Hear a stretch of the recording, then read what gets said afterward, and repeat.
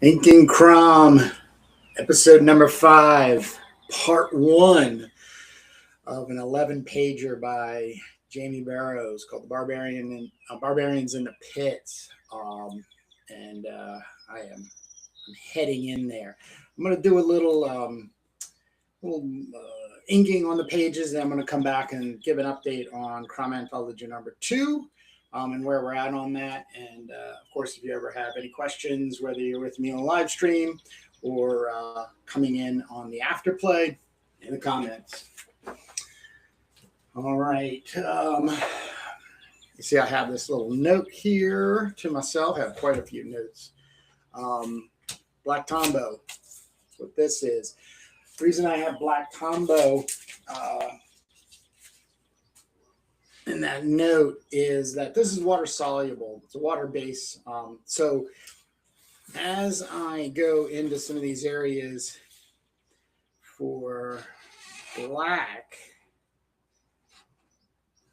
what'll happen is that when I go in with my water soluble graphite, it's going to bleed.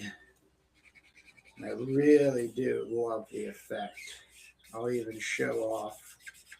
I even spray with a water bottle. So there's a couple of these areas that was basically because black hair. This female Barbarian back here. So Jamie Barrows is responsible for writing and penciling this 11-pager. It has an amazing homage to 80s wrestling. So it's a really fun, good time. Wizard brings all of these warriors. CROM's one of them. To not doing his hair that way. To some strange planet, or so it's actually this guy here, and forces them to fight each other one at a time for their freedom.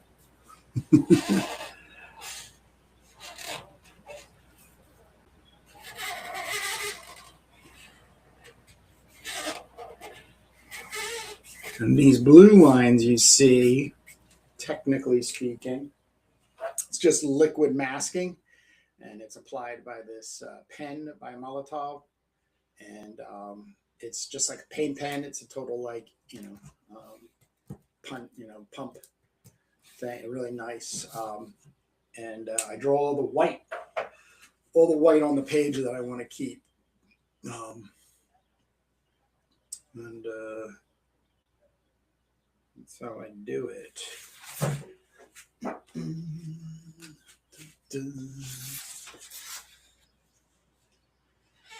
So this part of the inking stage in the beginning, if you've been following me for the last 4 years, I do this water-soluble graphite wash. So that's what's coming next. But at the same time, while the paper is wet, I'm going to be doing some additional texturing, spray paint. I found this crazy ass looking brush, pretty freaking beaten up. I want to kind of create some effects there and everything. So, and this is all just ground. When the page is all dry, then I will remove the liquid masking, and then you have these effects and gray washes in areas, and then these white areas, and then I'll be able to keep building some of the tones and textures, and then in the end I will actually do the black outlining, the holding line. So for penning, if you have been watching the channel, I just recently completed this illustration full color using paintbrush markers, and some gouache and color markers. You can see, but I recorded it and broke it into 4 pieces, 4 parts. They're all less than 20 minutes. going through the stages. But this is a relatively new approach. It's sort of like me taking an accumulation of since I was a teenager in high school to the present in how I want to be approaching making comic book art, or just even art in generality.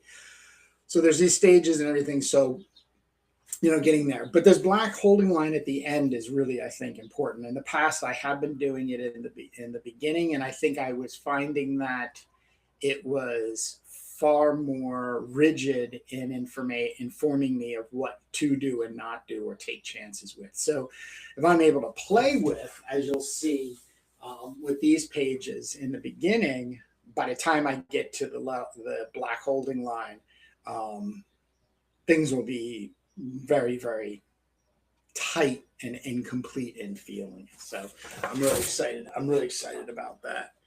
I don't think there's anything here. Now these X's, when I finish with the Tombow Black brush pen here, I need to bring in actually some brushing of just liquid masking. We'll see that in a couple minutes. As soon as I get, you know what I forgot to do?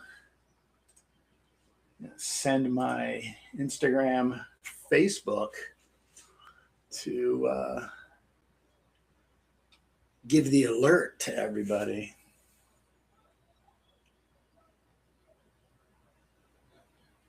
All right, here it goes.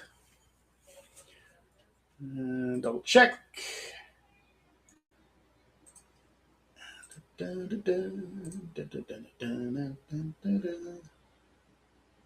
Yep. All right, good.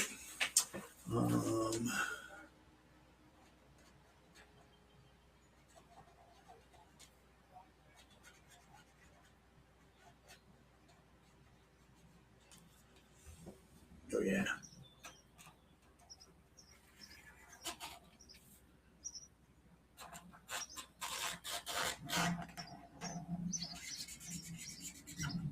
One of the strategies I've used, learned, became familiar with in my college years is, in the beginning, nothing should be precious.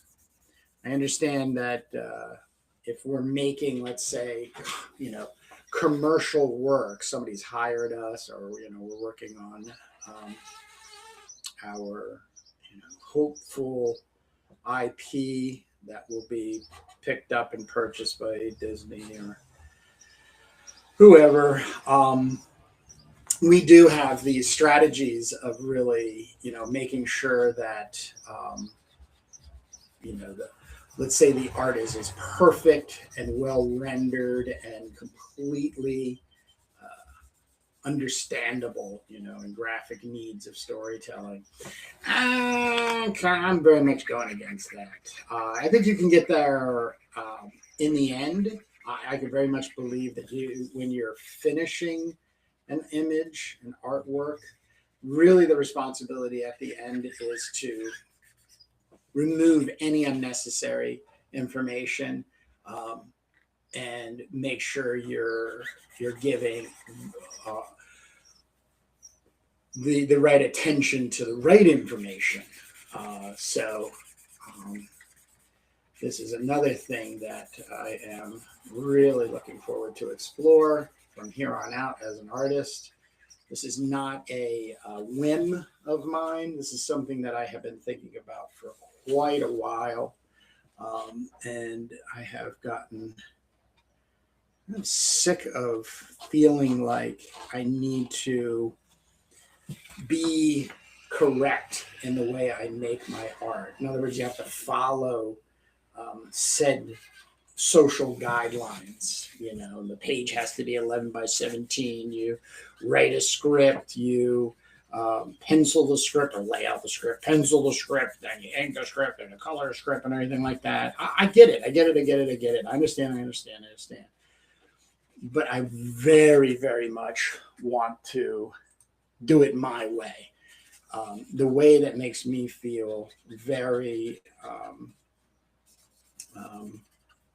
good about it. And at the end, since I'm not working for a company, or I don't have thousands of people expecting to see, something in the long line of what it is I'm making, the issue after issue and the story arc and is this really, all this kind of stuff.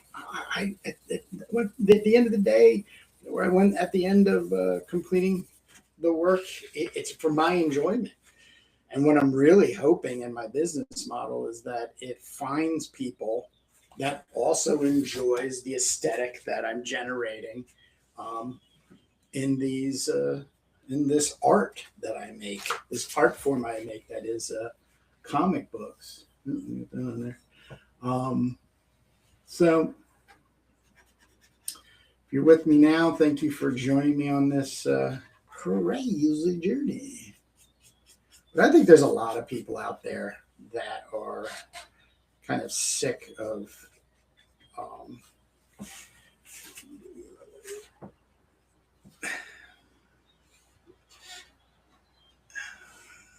not enjoying themselves. I guess that's the best way. Sick of not enjoying yourself.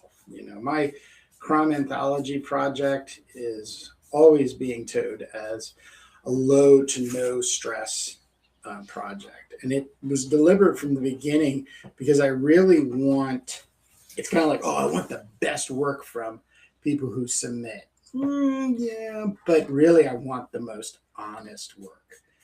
And this approach that I'm doing for the first time in black and white with Jamie Barrows pencils on Barbarians in the Pit here, it really comes to like, it was a duh moment, and I thank Jamie for letting me do my thing with these pencils. He's actually encouraged me. I just want that for the record. So he's told me to go, buck wild and everything. So I was like, all right, we're gonna go real buck wild. So I'm ever so excited about seeing these pages completed and in print too. So this will be a part of the CROM Anthology #2, which I'm going to be giving an update as soon as I finish doing this black outlining or black. For I'm thinking.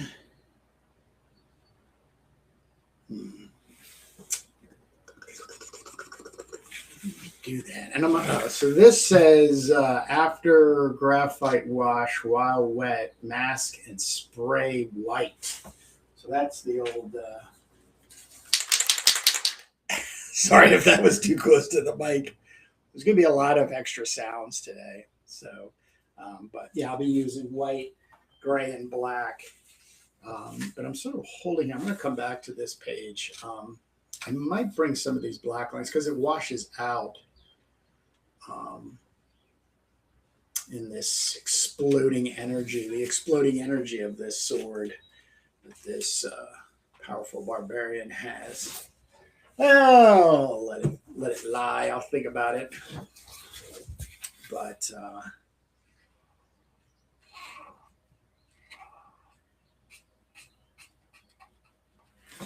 it also goes without saying, because we're in this.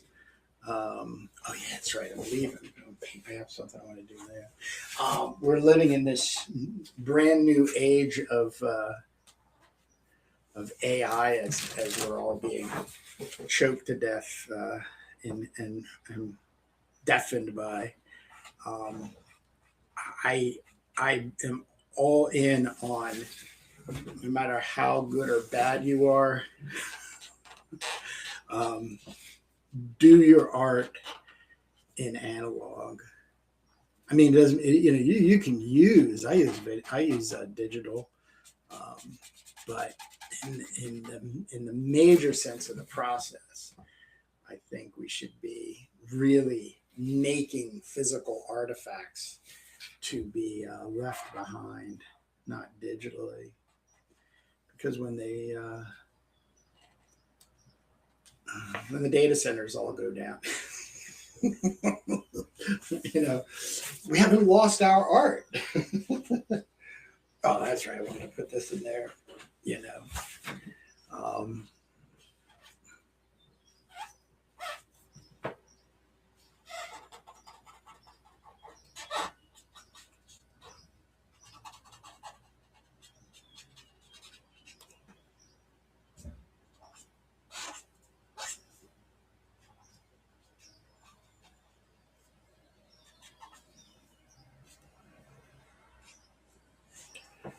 Dragon. That was page 8. Page 9 says 11 pages. Like I said, not all of them are getting this. There's only 2 characters with hair that I wanted to be softer than just a black edge. Doesn't mean that I can't bring black edge.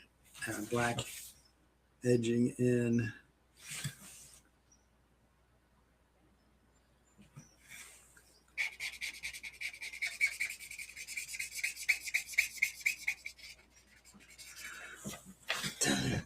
And the wrestling's going on here. Bam, look at this. The drops and everything. Double. Now, see, the thing is like my brush accidentally touched that, but I'm fine with it.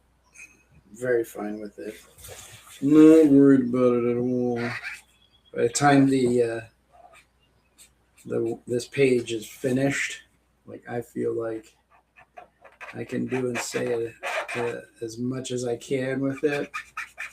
It will have not even existed. So once again, like I said, no such thing as mistakes. None whatsoever. If anything, I am a huge proponent of making mistakes. You really won't grow if you don't make those mistakes and learn to incorporate them in your work, because that's how your style is going to come out of it. That's the God honest truth. And he has black hair, but that's going to be very much brush penned in.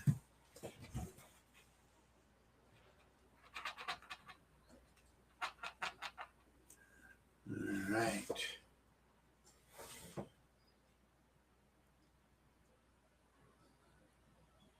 No, no. Still thinking about the.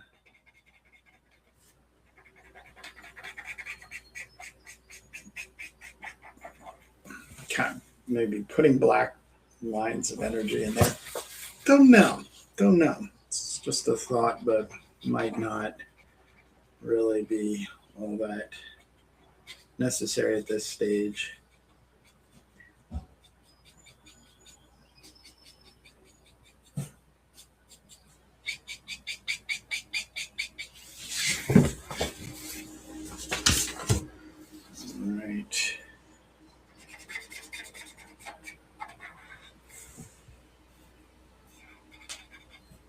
I love this dragon. Can't remember the last time I worked on a dragon.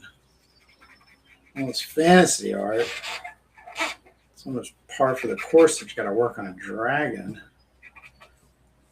At least once a month, right?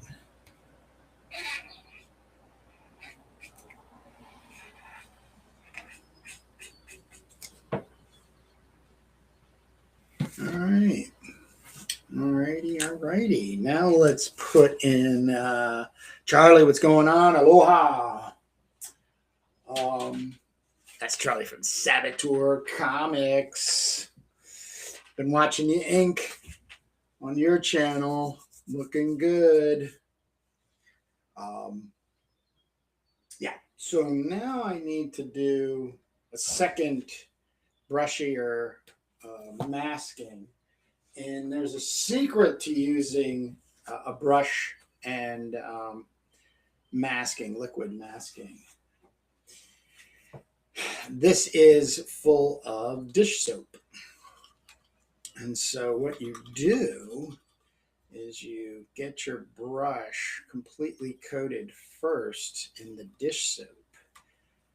And then when you go in to dip and use the liquid mask at the end of the day, you have an easier way of cleaning your brush.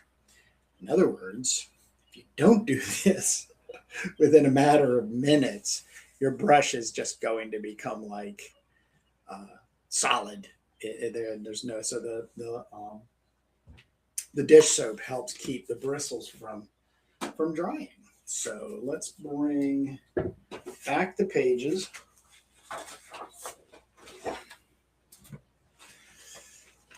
10, 9, 8, 7, 6, 5, 4, 3, 2, 1.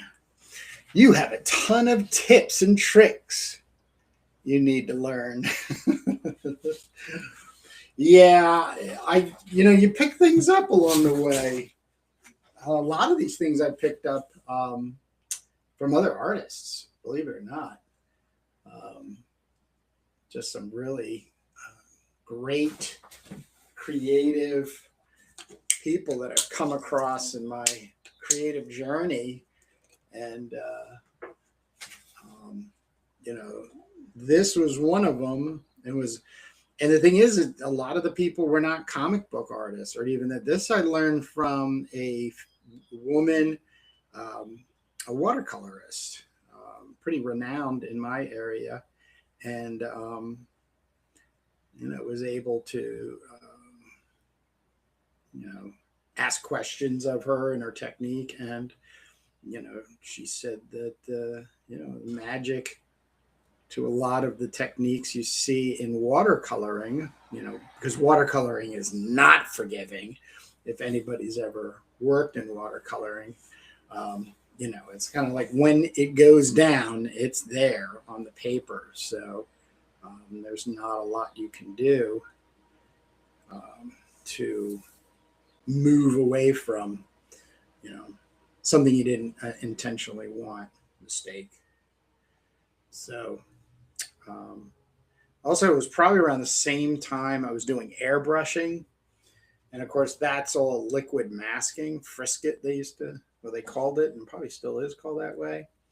But just like cutting zipatone, liquid mask, oh my God. You can spend an hour cutting frisket for an airbrush piece and 35 seconds of actually spraying color. But when you have something like this, it's a lot freer. Doesn't have hard edges, but you can. That's when I also started getting into free held. It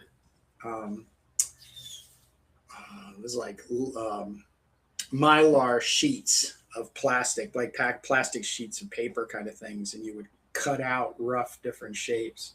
So there was a lot of techniques I've gotten into. And to be honest with you, I love finding techniques.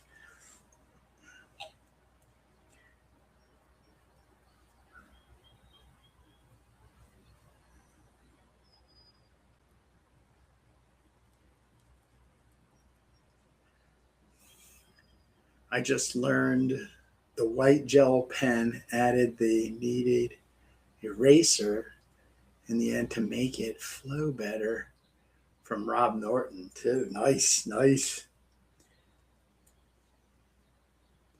Well, it's I think it's also one of these things now, if you have an idea in technique, it can be done. So we shouldn't ever not do something because we just don't think the tools are out there. I mean, shit, if you come up with some kind of idea and you can't find the tool, well, then, you could 3D print the tool, So, we live in a world where there's no excuses anymore. And I think that's probably even one of the things that scares the shit out of everybody, even myself. And then you have YouTube, which once again affords us the the ability to stop complaining. I don't know, or I don't know how to do that. Well, I bet you there's at least 2, if not 3 people who have made a video, hopefully a short one, that explains their approach to using that that instrument, that program. I mean, I'm teaching myself DaVinci Resolve video editing, and between Gemini, opening up a Gemini chat, and then the other tab is YouTube. I have yet to stumble for more than 5 minutes on how to do something. The problem comes down to remembering. So I take a whole bunch of screenshots and then save them in a folder. I've even downloaded some of the videos because I've gone back to them so many times, so I have them on my hard drive. But we can do it. That's the thing. It's page 1. It can be done. There is no more excuses. All right. Just trying to find that thing. I'm actually right today worried if I have enough liquid masking. I got half a bottle. I've got 11 pages here. So we'll see. It's all right. I don't have to do all 11 pages. As a matter of fact, I'm probably going to do 4. Because I can only dry 4 or 5 pages in my drying press.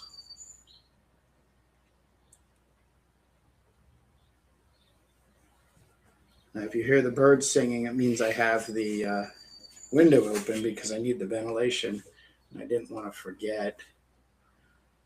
So I do apologize if you hear my birds singing, tweeting away at the beginning of spring. All right, man.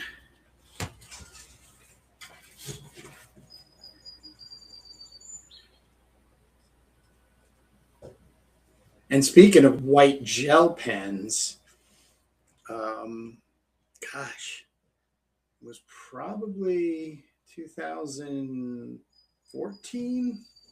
I was doing a lot of figure drawing because I was still working for Trader Joe's and, executing my exit strategy. I had gotten so frustrated with sharpening pencils that I had got myself into ballpoint pens, black, blue, red ballpoint pens, and then I would bring like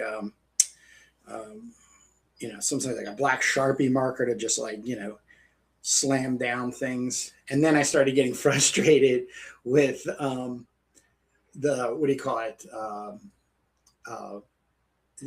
having overworked a page and maybe gotten too dark, that I was like, damn it, man, I need a white ballpoint pen. And so I went over to Michael's, and sure enough, they had white gel pens. And, I was like, what the hell? This is amazing. So in the comments, I got Jamie Barrows. Pencils ended up pretty tight, so I wanted to make sure knew I was okay with all the Bruegel-ism you could muster. Well, that encouragement, sir, is being taken completely to heart.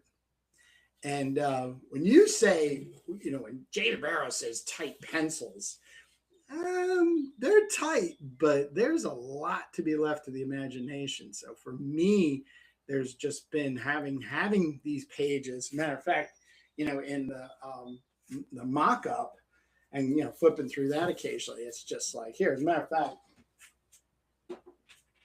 where did I put the mock-up? Oh, it's right here. So yeah, here it goes. There you go. So when I printed them out, I think I printed them out like 20% opaque here, because I did really want to see the pencils, because there's a lot of your work here I do not want to just wash away. So I'm using a lot, especially the way you spot your blacks ahead of time. I'm using in very much when I get to the end. When I get to the end, this will be, you know, I'll be going back to your pencils and bringing back, I guess, the anchoring blacks, like, you know, just that kind of, love that shading, you know, the way the forms in there and stuff. So, you know, but there's going to be a whole bunch of crazy brutalisms. Batmark, another one, great channel, great reviews, some Conan comics too. Gonna force me to start buying some of them out there. Also, Batmark has a Hell War Kickstarter. It's in the final days. So, as a matter of fact, let me throw that in the comments here.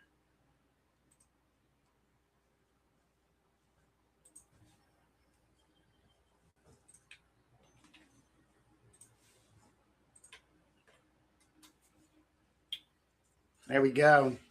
So very much looking forward to that masterpiece coming into reality. Definitely at that 12 by 12 album size. I mean, that's really why you're doing the Kickstarter in the first place, is to get the funds to put this spectacular book together. So spread the word, people. If you've already you've put your pledge in, it's got the last days there. All right, that's page 2. Said I'm going to do 3 pages. And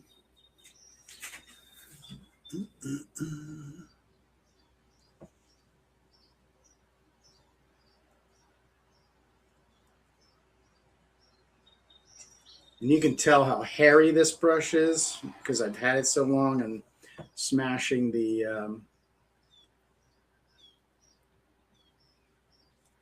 what do you call it, dish soap on there, keeping the bristles from sticking together. But I like the effect. There's actually an effect like this, for instance. So I know, you know, the shoulder comes in. Bing.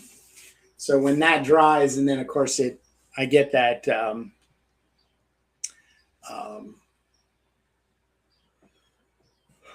water-soluble goodness there, that will be left. So the white of the paper and that brushiness, which is the theme of today and getting these pages prepped, is brushiness.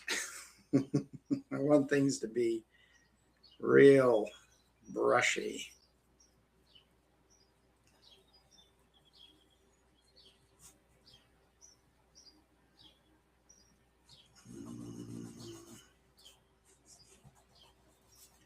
The nice thing about liquid masking is that it dries pretty darn quick, and you can just with your finger bring it back up. So if you're like, nah, you can change your mind in a matter of like seconds. So no fear. No fear. Yeah, so at the end of this show, I'm going to have to order some more liquid. This is Winsor Newton, by the way. Probably the best stuff out there on the market. This is high end. For those watercolorists.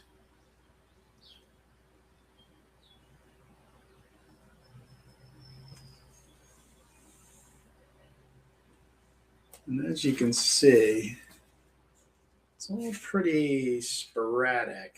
Oh, wait a second. Yeah, no. I got that right. Yeah. Cool. Yeah, Batmark CROM pages coming soon to an anthology in the near future. I don't think I actually wanted, I think this is all going to be a dark page. Yes, it is. I just remembered.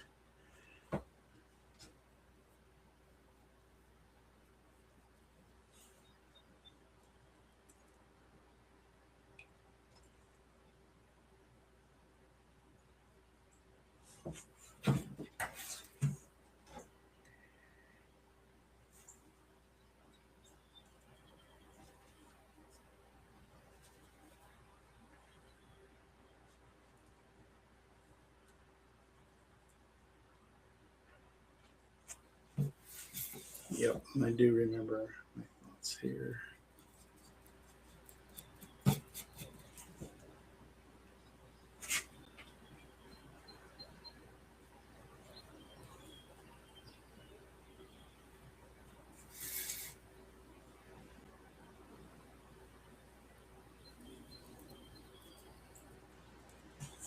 Nice, nice, nice. See, like I didn't want that drop there. Erase it away. All right, that's page 4. I'll go 5 just to see what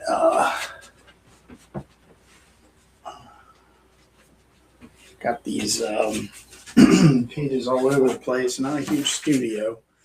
Yep, I'll do page. Let's see if I can get page 5 in the mix today. If not, it'll have already been liquid masked.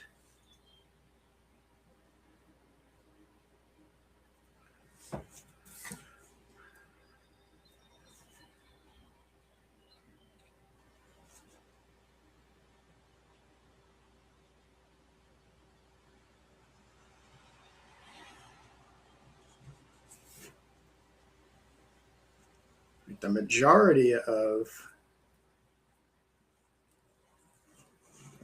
liquid masking is the outside borders that I want to keep white, because it's just kind of easier to do it this way than it would be to come back and paint it white. Also, these kind of nice misregistration happens. Ooh, just saw something.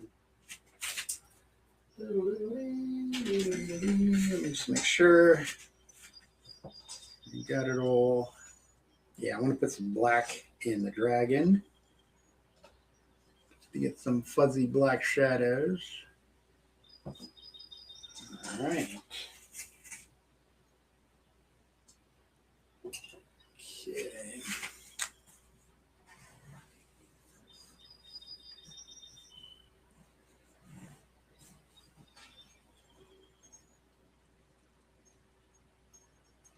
You know, the curious thing about making a comic book is the way pages can inform you. It goes back to what I was saying before about, being very prepared, taking the time to write the script and lay out the pages and then pencil the pages and ink the pages and color the pages and everything like that. But if you're working as I am in a little less manufactured way, if I dare say, you end up kind of having things happen where they inform previous pages. Like I'm thinking, and the point is like, I'll even do it just for, is these horns on this female blonde barbarian. It's kind of like, I just keep thinking, why not just stick a black line in there as like a stronger shadow in there. So what that tells me is that I've got to do that to the other pages. All right, let me just move a couple things here. Should have done it earlier. Okay. Let me just double check, because I don't think we see her horn. No, we don't. All right, we're good. No, we do. On page 1. And that's what I mean about things informing us as it goes along, which also means we need to stay fluid. So, if you really want to have things happen and in my feeling, and be kind of strong in the identifiers of, good comic book storytelling, you got to let those things come in and put a little bit extra work in there. And that's another thing that kind of concerns me is being in timing, which brings me to a good time to share an update on CROM Anthology, number 2 specifically. Let me move this out of the way because these pages do need a little bit more time to dry. Actually, let me also clean this off. Get this. Give me a second. Probably should turn the mic off. But, sorry. I don't want things to stick when I do the washing. Okay, that's good. All right. So first off, I have to say thank you so much. Oh, wait a second. Got Charlie got a question. Do you print your blue lines at 100%? So there are no blue lines. I print gray, a 20% gray from the 100%, and it's just right there. And that even goes back to when I was working on John Molina's CROM and the Serpent's Lair, where I was adding 100% of the screen. So the screen was 100% printed black, and then the drawing pencils were 10%, and the lettering was also 10%. I don't do the blue line thing. I know Jake pencils with blue line for turbo, and I was just watching some stuff this morning where a lot of people were talking about, printing things in cyan blue, and then when you scan it and stuff like that. Haven't really ever fallen into that. I'm fine with even back in the day, I was fine with my pencils being there on the page. Maybe not 100%. You still, after you ink, you would erase your pencils. But at times, like I said, that probably even led me to inform me to leave pencils to create texture and gray value and stuff. So CROM Anthology number 2. I just want to thank everybody for getting their pages in or communicating in ahead of time, requesting more time, which of course everybody has. I'm going to be speaking for the next couple of months on the changes I'm feeling in approaching the anthologies. I forgot to take a head count, but I know I'm in the 20s stories. I have 20 plus stories of CROM and sword and sorcery related material. And I had said, this book is 256 pages. I found another story that had come through, a script I had written and posted for free on CROM Anthology as a script. I need to forget the name. Don't want to mess up the name here. Give me a second.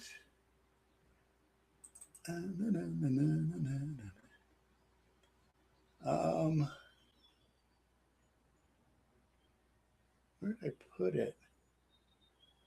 No, it's not McKee. Let me go over here. But what I'm basically saying is stories should just be coming in.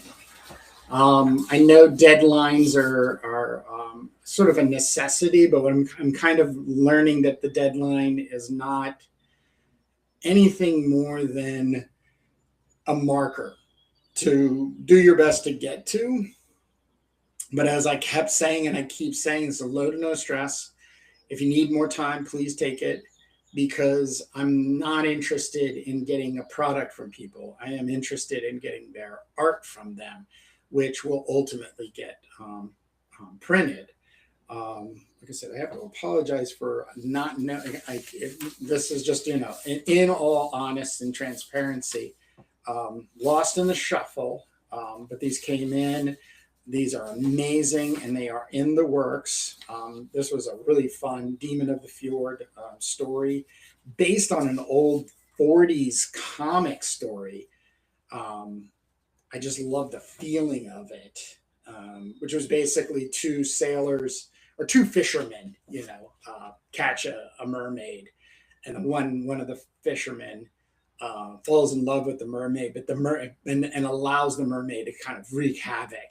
And it's got this really horribly twisted ending, to the way it comes out. So I'm super excited to have that coming forward. Then of course I have that good old Lala charging. Another free script. We have two free scripts from Steven Sonnenfeld that have been completed.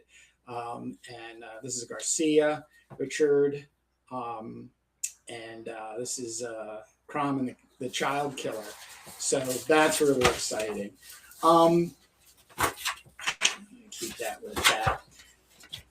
And then I had 10 things I was working on. So, of course, if you haven't seen, I spent some time, and videos are coming up where you can watch me work on the full color version of Bludgeon's Larley character, which I do have the blessing of a amazing short story of this character that I just gush over in the How to Draw with Paint Markers 4-part series. So that's down. But I have 10 things laid out that I wanted to accomplish for CROM Anthology 2, and it's not happening. So let's just go through first. See, that's Zach McHugh.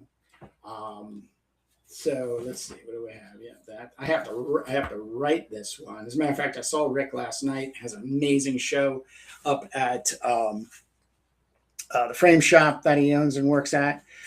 So that was really cool. And of course, he says he's working on the pages, but and this is what I want. I told him, because I could tell he was a little nervous to share this, but I told him this is exactly what I want from people who want to contribute to CROM Anthology. He said, I have a story and it keeps growing. And so when I sit down to work on my CROM pages, for the Seer story, these ideas he thought, so I spend more time writing them out, and I'm hoping that we can collaborate and, we'll put a prose together, maybe with some illustrations. He was just like, and I was like, yes, it's okay. Do what you have to do when it comes. Mr. David Lynch always has amazing little things he would say in description of creativity. And one was like, when you have an idea, take the time, write it down, because they're very special and they're very fleeting. So, it's got having sketchbook and to that extent for that. But CROM Anthology project is way more based on giving a space for people to create in a unified way.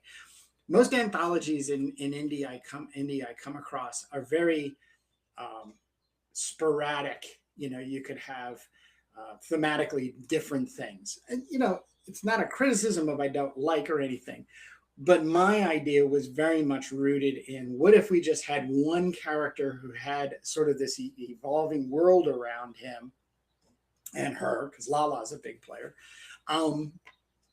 where other people can get the interpretation, and all these stories as they come in would, collaboratively put together the character story. It's not like I'm writing a tome, and everybody follow the tome. It's just not like that. So I, at the 270 pages of art that I am having access to, in other words, the pages, I probably have over 200 something pages, probably about 220 right now. I am going to do CROM Anthologies moving forward at over a little than 100 pages instead of the 200 mark that I said. And I am following in the footsteps of Jamie Barrows. So one of the things that happened was when I put out in 2024 CROM Collected, basically all of my material, somebody sent me a link saying, somebody else is doing the same thing. And I was like, yes. Jamie Barrows, as the not only creative, this is his Skullcracker for CROM. Amazing. You can see what his pencils turn into and inks when he's working on his art.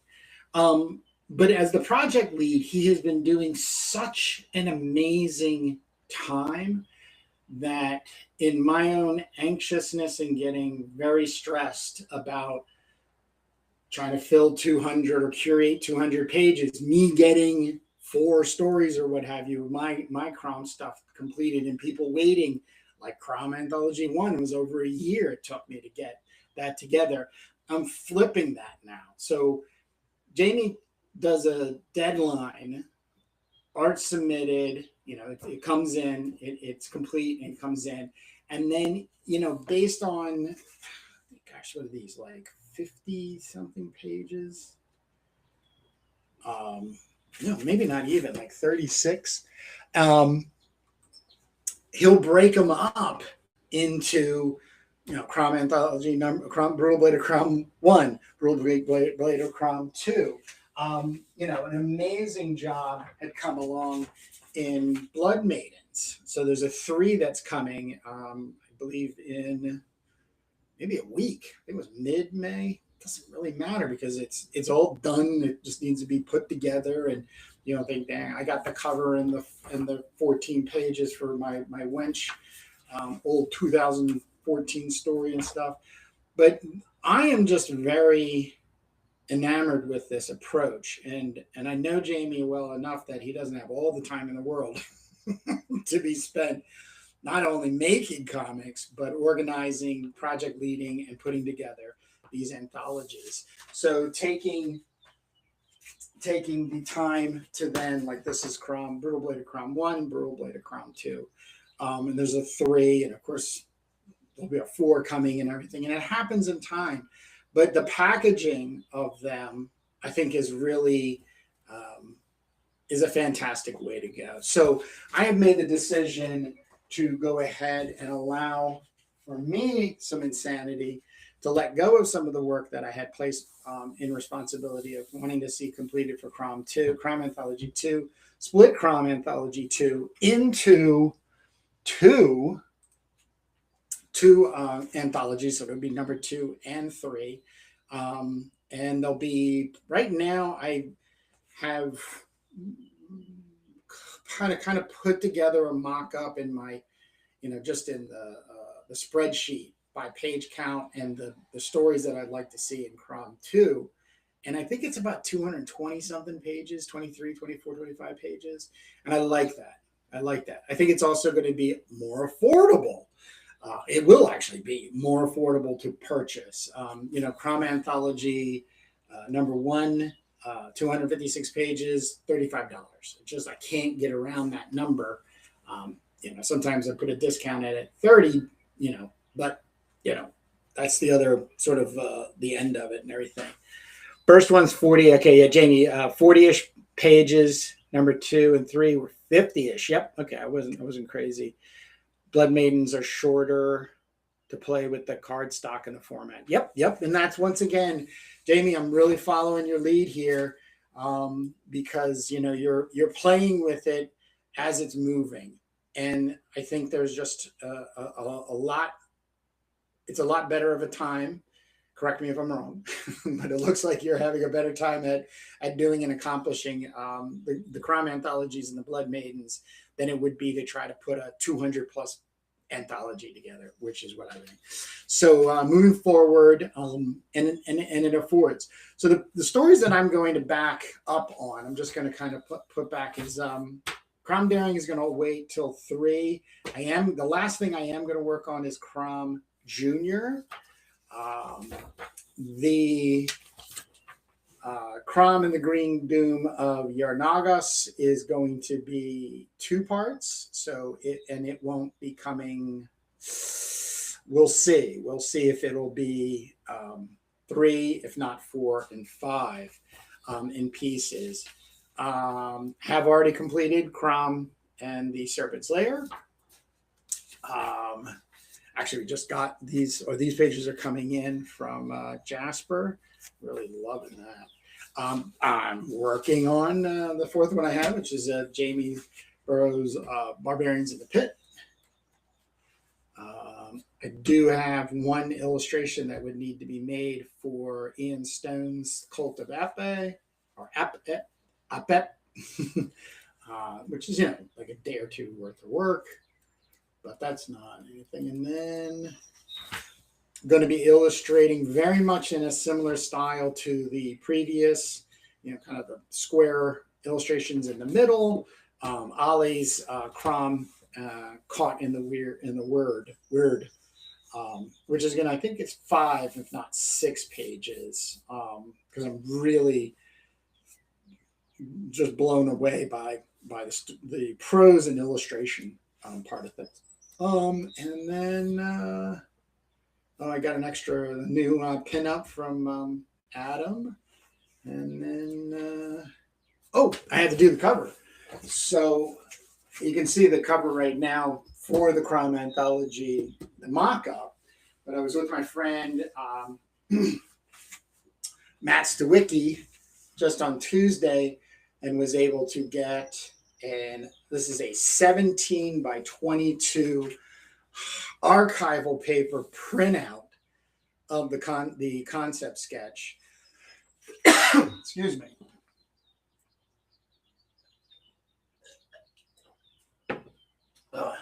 Talking too much. Which I'll be doing a paint over. And I'll be doing a painting version with paint markers as I did for CROM Anthology #1. And as I said, there are 4 covers that I'll be doing, and then I'll be probably turning the duties over to guest cover artists. Earth, fire, wind or air, and then CROM Anthology 3 will be water, which I feel like is impossible. Like, it's going to be impossible. Yeah, I mean, the annual thing, my goal is to have CROM Anthology 3 completed by the end of the year. So I know, Batmerk, you're working on your story. And here's how I want people to think about it. When your story is submitted in its completion, it really just has to wait until the anthology in a curating way. But if I'm seeing things being sent in, like the roughs, and then some of the pages are completed and I'm getting that, then I'm feeling, and it's helping me interpret, collaboratively what would go into the book. Because I'm just not doing first come, first serve, throwing pages in there and then calling it a day. There's a lot of curating that I'm doing. And I'll be doing more explaining about how I curate. The number one thing in a CROM anthology that will get you in every CROM anthology is if you're serializing your stories. It doesn't mean that you're doing a part 1, 2, 3 or chapter 1, 2, 3 stories, but you're committed to putting your CROM character in comic book form out as often as you can to ultimately, like Adam Bennett has done, have a collection. Where is Adam? So Adam has a complete collection of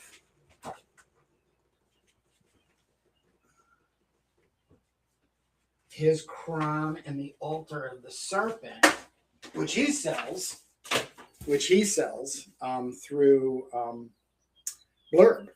So his story is all completed. We do like 7 or 8 pages. So you'll have, 2 ways of getting into that story. And this is how the economic stretch works out, which I don't really want to get into all that much. But, the idea is that, give yourself the rationale, piecing together your comic in just stories like manga, 1 story at a time, and then collect it up at 32 plus. I think this is like a 36. You either take care of the publishing yourself, your own, and you have it, and it's also here, and you know what I mean, and you're getting the promotion, which is really the difficult thing, let's say, for that. But I don't want to go too much on about this. I just wanted to share those brief updates. I'll be giving more, but I have basically 4 more things to do. The biggest one being these pages right here and now, which are Jamie Barrows. Is this 1? No, it's 2. Written and penciled, Barbarians in the Pit. So I want to get to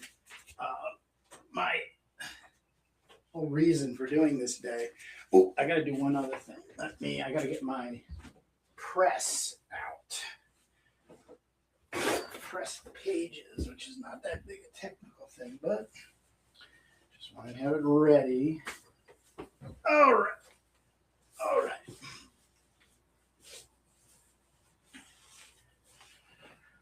So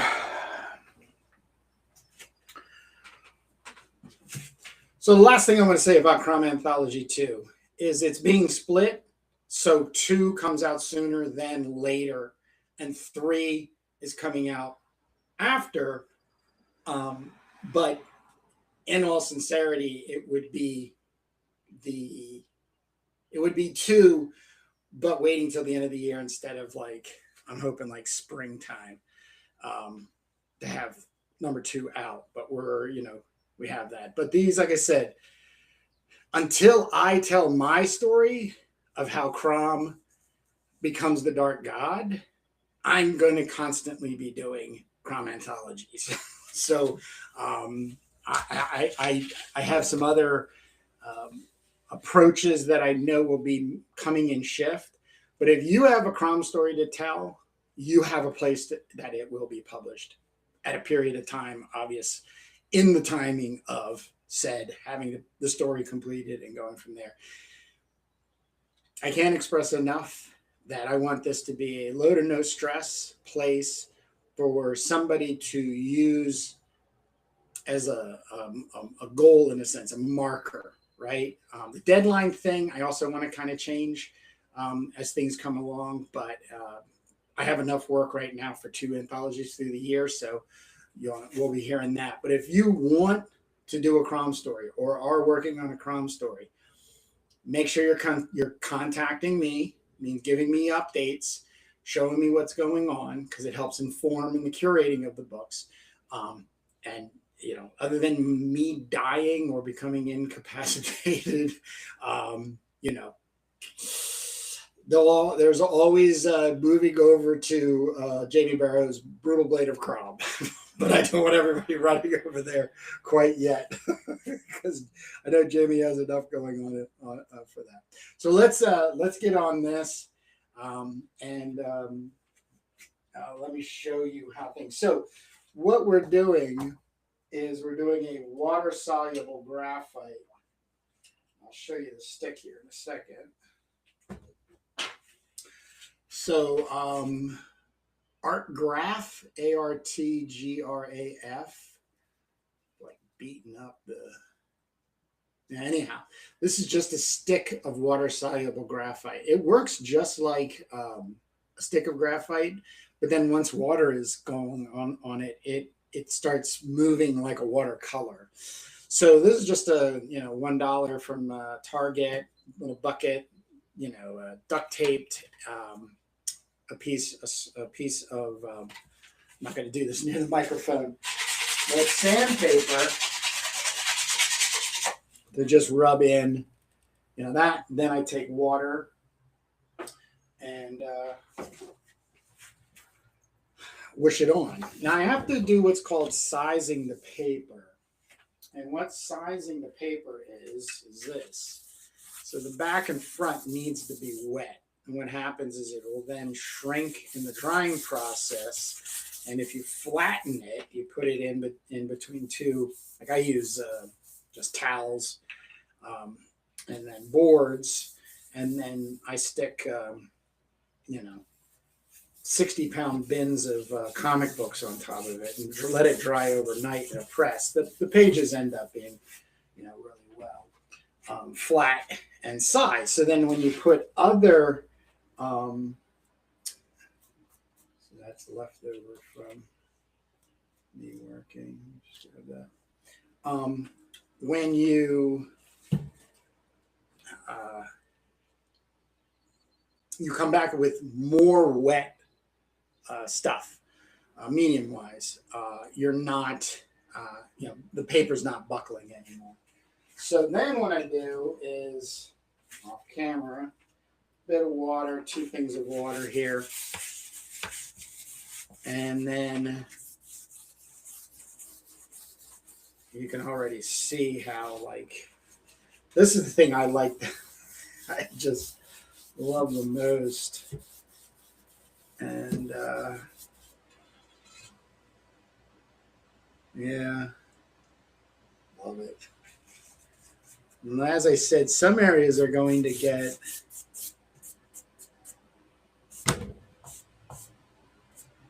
more attention with some other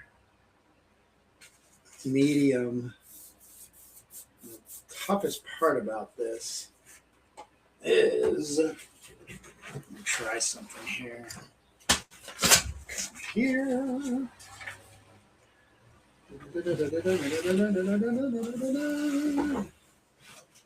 Yeah, that could work out better. Let's see what that does.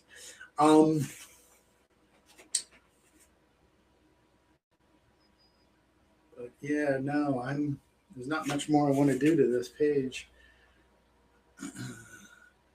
The excitement will come as pages get more active. Ooh, there's one here.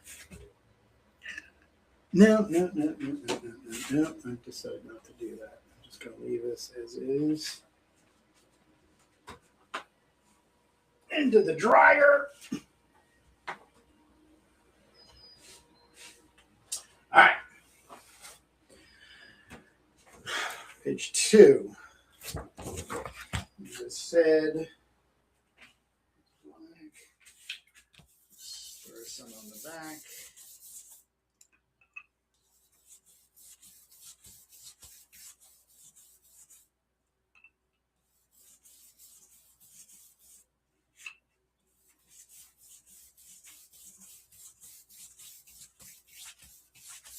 Okay.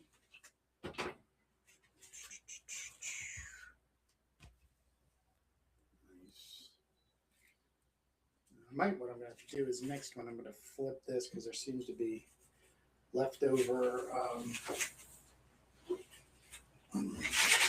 liquid mass. Lindsay Newton liquid mass. It's sticking to the Molotov stuff. All right. This one.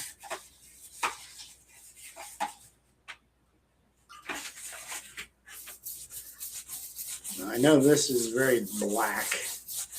I want this to be very black.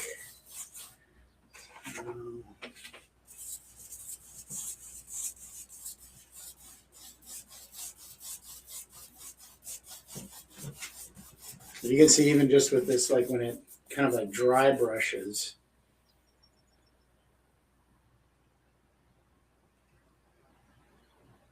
Oh, wow. Just see something.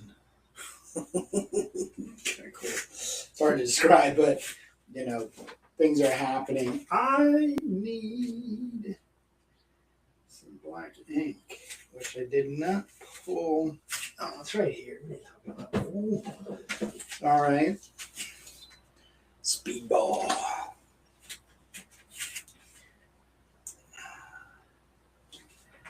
Another one of the $1 Target. Of course. Oh my gosh, dry.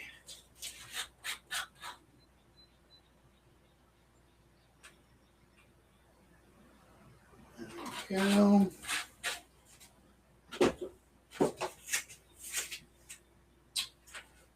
Go.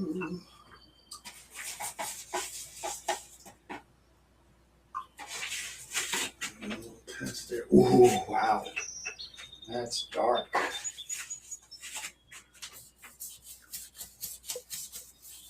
What? What?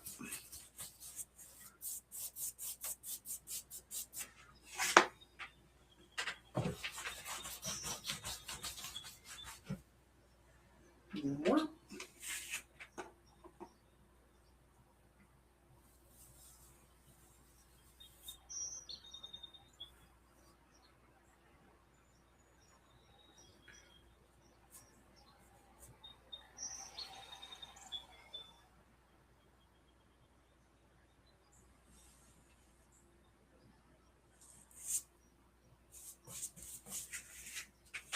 Yeah, that's pretty wild.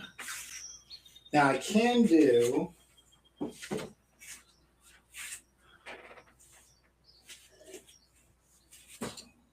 put on a ventilator here mask because I'm going to hit it with. Sorry.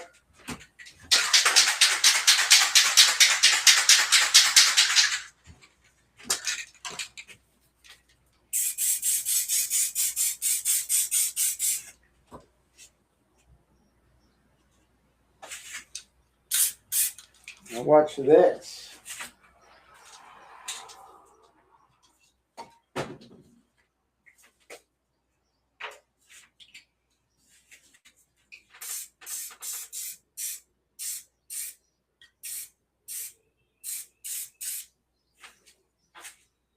That'll be an interesting.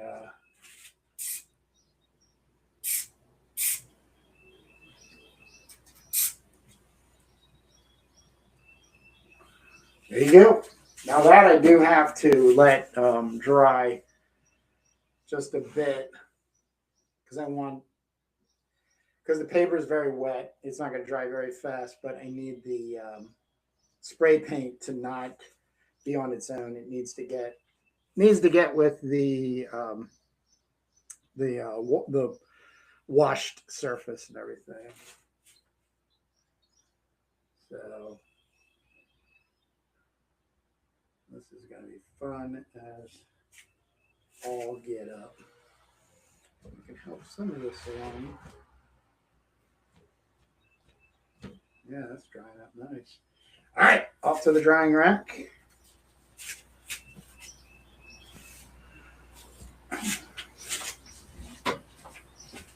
Ooh, right. All right. Oh, I wanted to flip this over. Well, wait a second.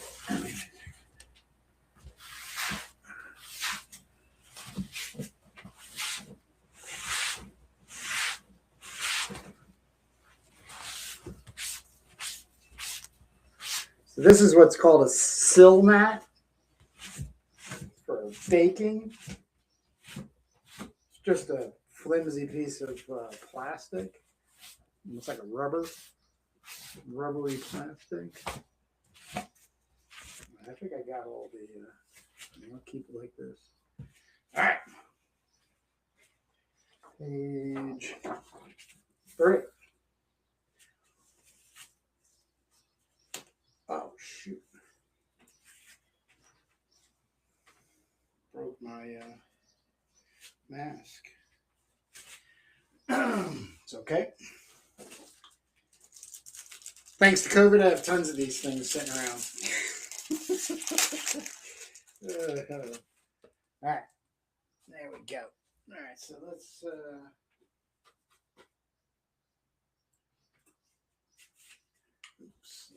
Let's size the back. Oops.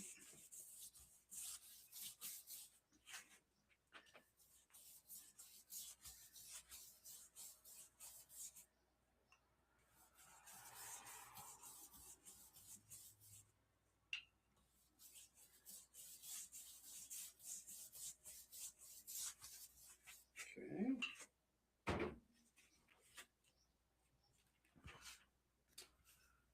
Go. Where that comes from? That's no big deal. All right. Graphite.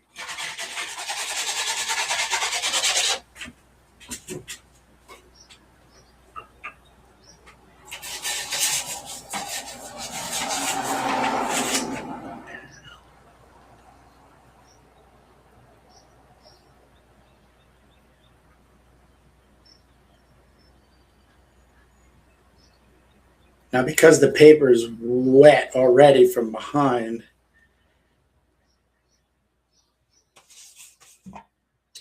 it's allowing this really nice bleed. Really nice bleed. All right.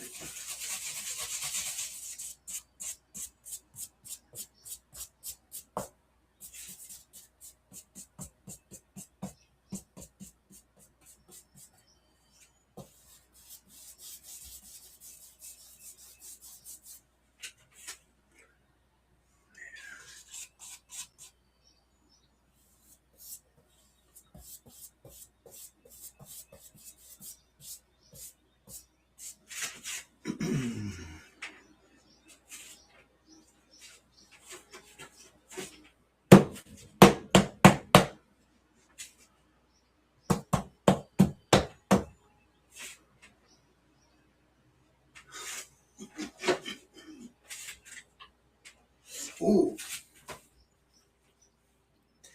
Been carrying this around since I started doing airbrushing in 1984. This was probably half, if not almost full, and I dumped it out in the sink and then filled it full of water at my mom's expense.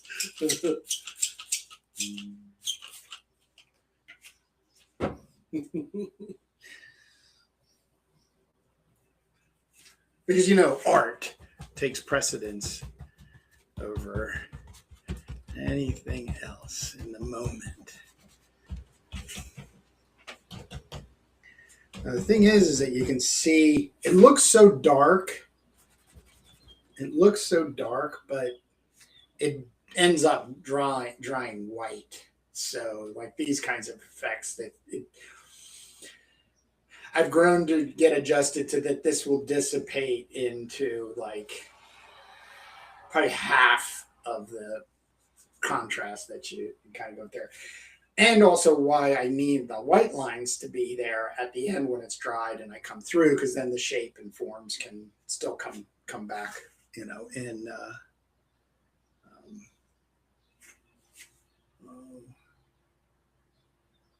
the rendering, you know, getting the rendering going. Yeah, that's really wild. That's going to be really wild.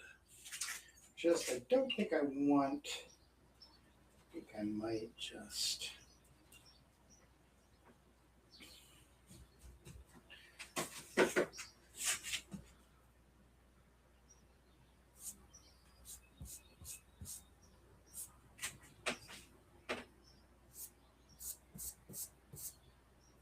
That's, I think, it'll be better.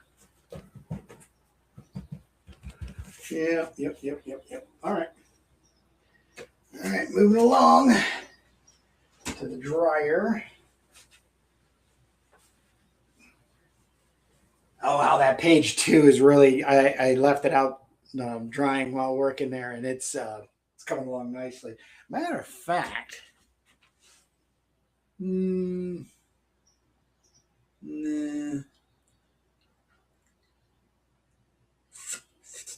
Because I have been thinking about, once they've dried, I might do a little bit more water medium work on them, let them dry again, and then remove the masking. So we'll just see. Like I said, a lot of this is playing around time.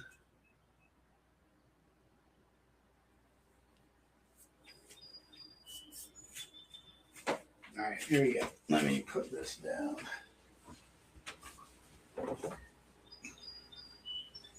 Oh boy, this is so much fun.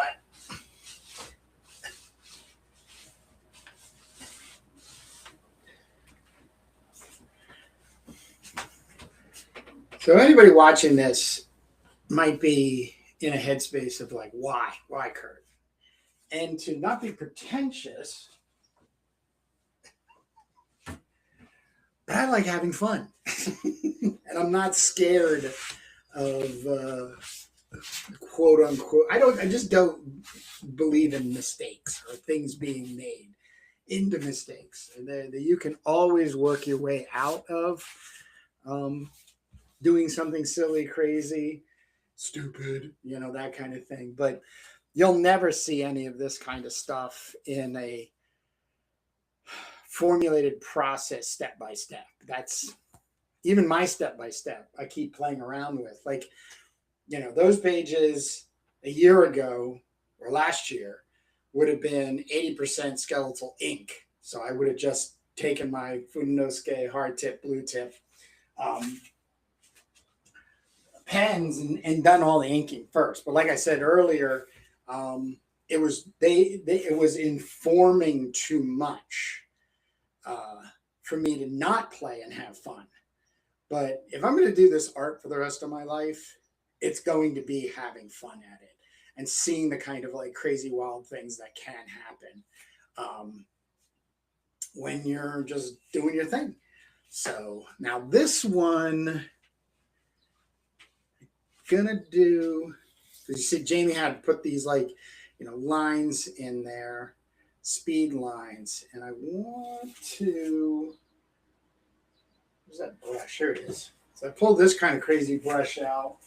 And what I'm going to do is just going to do a dry brush technique. Hopefully. Yeah, so that's exactly what I want. So the idea is that I gotta let this dry. There you go. What? What? It got all over that. It's okay. This is more important than that, right? I don't know. All from that's right. You know, Bad Merc, it really is. And you know, I think it is the majority of how comic books have been produced, and even more so in indie being produced, is that we're all just wanting to have fun. Like the pretentious seriousness, you know, is just like almost non-existent, you know. It's just whatever we can get done with, you know, how we can get it done, or, you know, out there. So it's looking good. Looking good. Yeah, this will be the last page here.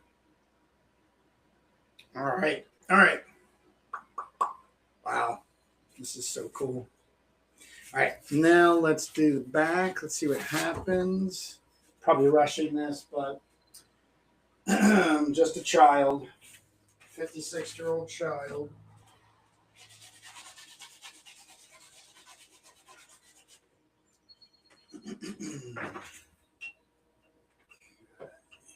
Go.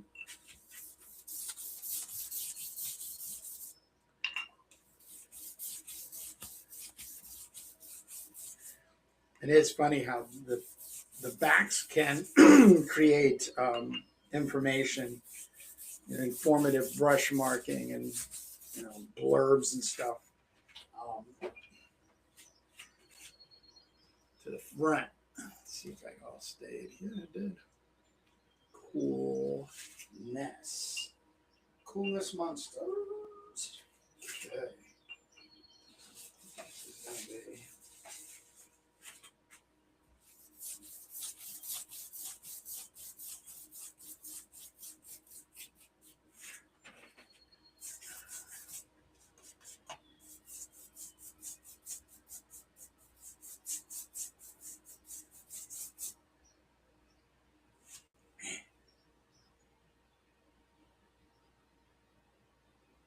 Man.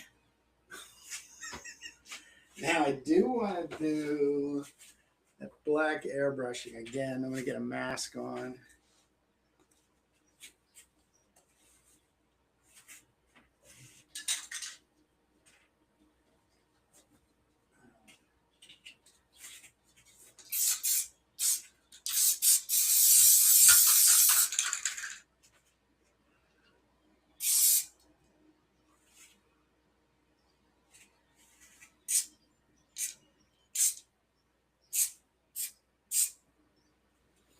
Yep. Then almost with gray. It's hard to see. I gotta turn this out for a second.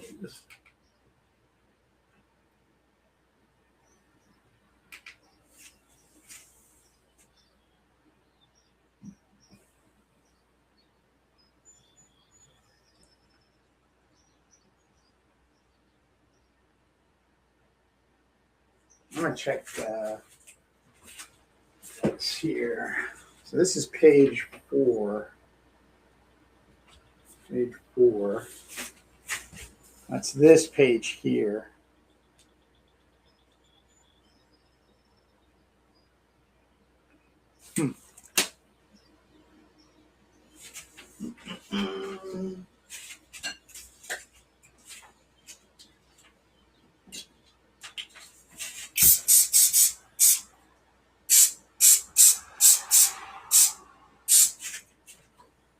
So that's gray.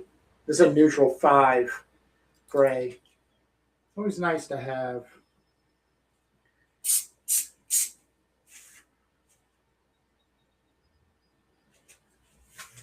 I'm just hoping. I'm just gonna let that. How much of that is?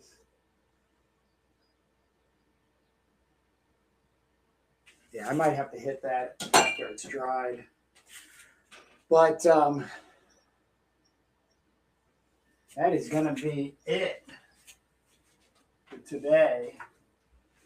I have to let this dry because of all the wet. I've got to keep my mask on just for a minute, so bear with me. Let the ventilation take out that stuff.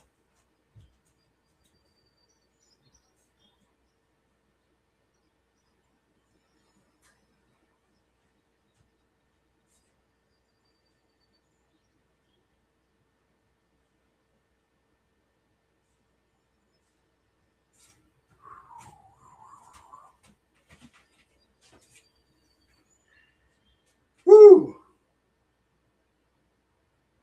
Hell yeah! Hasn't the world gotten serious enough for us that we can have that? You know, like I said, my biggest thing is escapism. Anything that I'm going to spend my time in a non-professional way is the escapism. I want to just not be in this world per se. You know what I mean? Like the Barbarians and the sci-fi and the post-apocalypse and, you know, just all that imaginative space. Like as a kid running around and having a jolly old good time. Just want to keep doing that, and I will. And I'll even do it through the expression of how I make my art.